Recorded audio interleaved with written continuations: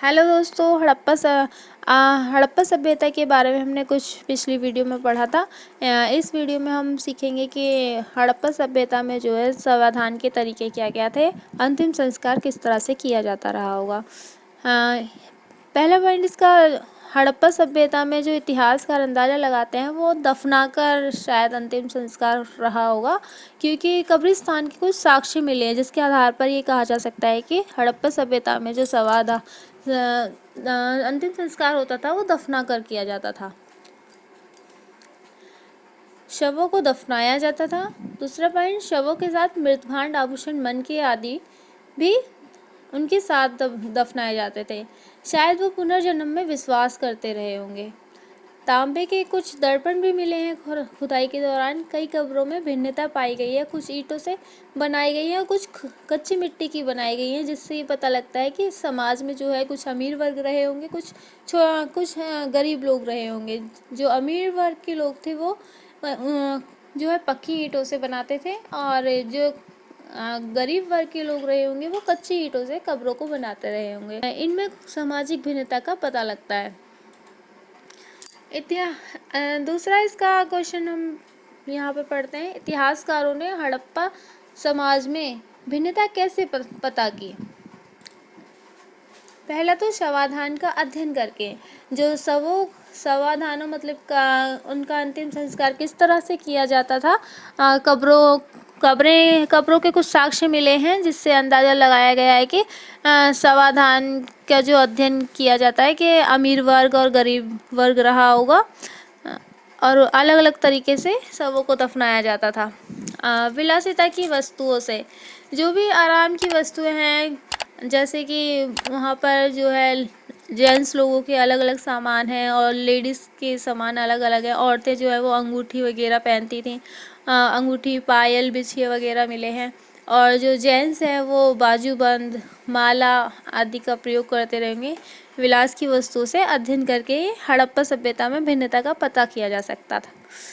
और पुरावस्तुओं का अध्ययन करके, पुरावस्तुओं के अंतर्गत जो है हम पहला तो उपयोगी वस्तुओं से अंदाज़ा लगा सकते हैं, रोज़ में प्रयोग की जाने वाली वस्तुओं से भी पता कर सकते हैं, और मिट्टी के बर्तनों पर जो है परत किस तरह से चढ़ाई गई है, कैसे बनाए गए हैं उनको, उन पर कुछ कुछ चित्रकारी भी की गई है। इसके अध्ययन करके भी भिन्नता का पता लगाया जा सकता है। और चक्कियाँ भी मिली हैं हमें खुदाई के दौरान, और सुइयाँ भी।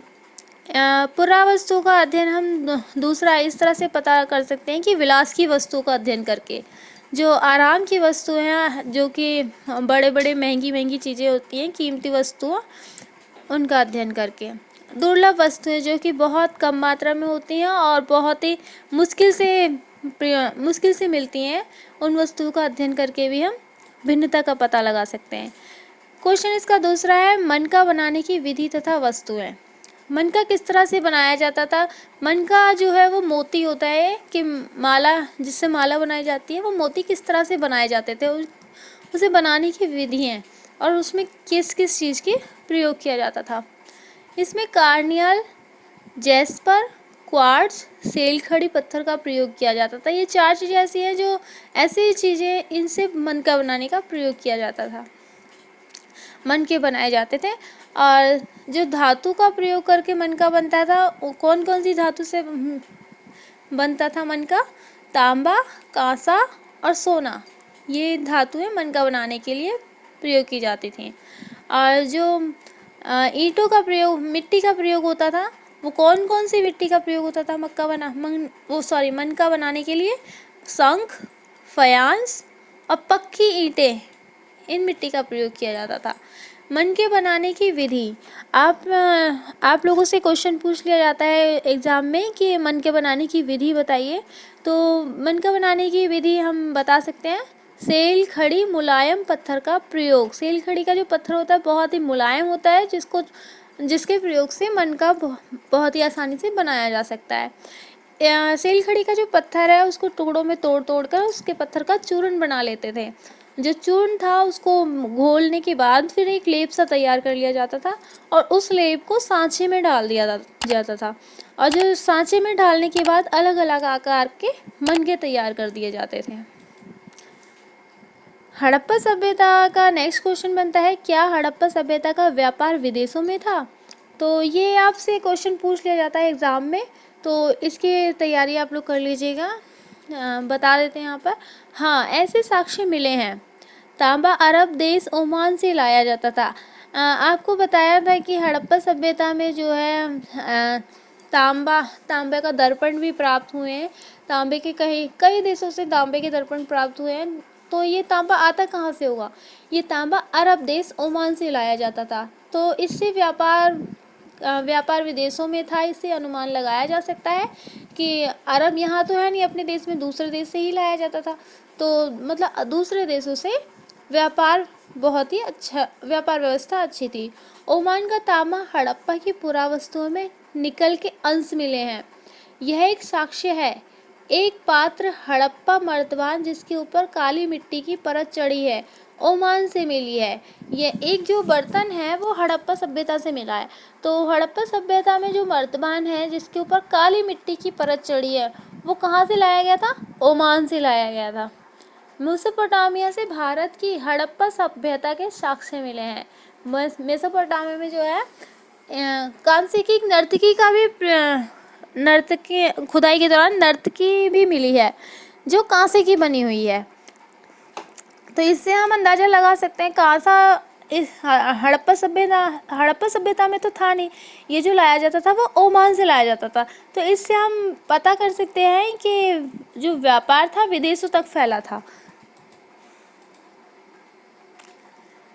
इसके प्रश्न हम आगे पढ़ लेते हैं कि इससे बहुत सारे क्वेश्चन आंसर बनते हैं जो क्वेश्चन में जो कि पेपर में आपके आ सकते हैं। ये क्वेश्चन हम कुछ बता देते हैं, इसको आप खुद से तैयार कीजिएगा।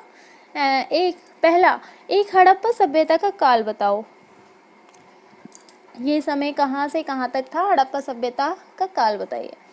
दूसरा, हड़प्पा सभ्यता की खोज किसके नेतृत्व में हुई थी? आपको बताया गया था हड़प्पा सभ्यता की जो खोज है वो किसने की थी? दयाराम साहनी ने की थी हड़प्पा की। और मोहनजोदड़ो की किसने की थी? मोहनजोदड़ो की खोज भी की गई थी। और हड़प्पा सभ्यता की खोज जो है दयाराम साहनी ने की थी। किसके नेतृत्व में की गई थी? सर जॉन मार्शल के नेतृत्व में की गई थी। हड़प्पा सभ्यता के दो प्रमुख केंद्र कौन कौन से हैं? हड़प्पा सभ्यता के दो केंद्र आपको बताए गए थे जो कि उनकी वर्तमान स्थिति में उनको क्या कहा जाता है। क्वेश्चन 4, हड़प्पा की खुदाई में क्या क्या मिला? हड़प्पा की खुदाई में आप लोगों को पता है कि क्या क्या मिला है। विशाल अन्नागार मिला है और स्नानागार मिला है और बहुत सारी ऐसी चीज़ें मिली हैं, उनको आप लिख लीजिएगा। इसका क्वेश्चन 5 है, हड़प्पा सभ्यता के प्रमुख स्थल कौन कौन से हैं? इसका छठा क्वेश्चन है, हड़प्पा सभ्यता की विशेषताएं बताओ। विशेषताएं आपको पता, नगरीय व्यवस्था थी, मापतोल व्यवस्था अच्छी थी, सड़कों का निर्माण बेहतर था और क्या कहते हैं कि कृषि करना, पशुपालन करना, ये सारी जो है मन के बनाना, ये विशेषताएं हैं हड़प्पा सभ्यता की, आप इसमें लिख सकते हैं। 7वां क्वेश्चन है आपका, हड़प्पा सभ्यता की बस्तियां कितने भागों में विभाजित थीं? 2 भागों में विभाजित थी, आपको बताया गया था। 8वां क्वेश्चन है, इसका जल निकाय प्रणाली विस्तार से बताओ। वही नालियों वाली व्यवस्था बतानी है आपको कि किस तरह से बनाई गई थी। इसका 9वां क्वेश्चन है, हड़प्पा बस्तियों के प्रमुख खाद्य पदार्थ बताओ। खाद्य पदार्थ आप गेहूँ, जौ, सफ़ेद चना आदि लिख सकते हैं। और इसका 10वां क्वेश्चन है, हड़प्पाई लोग कौन से पशु पालते थे? अगर आपको अब भी कोई डाउट हो तो आप मुझे कमेंट कर सकते हैं। और अगर आपको ये वीडियो बहुत अच्छा लगा हो तो आप लाइक व सब्सक्राइब करना ना भूलें और अपने दोस्तों में शेयर ज़रूर करें। ओके बाय दोस्तों, अब मिलते हैं आपको नेक्स्ट पार्ट में।